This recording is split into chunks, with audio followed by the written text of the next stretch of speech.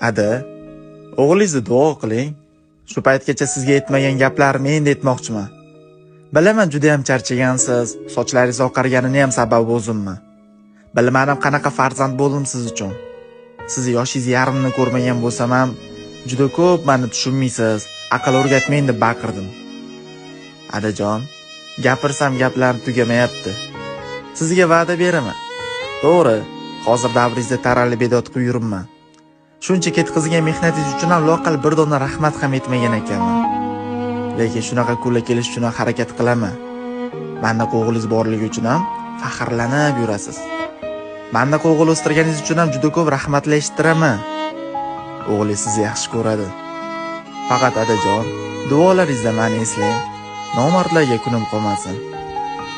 Yuzingizni yerga qaratmaslik uchun har doim harakat qilaman Adajon. Menga ishoning.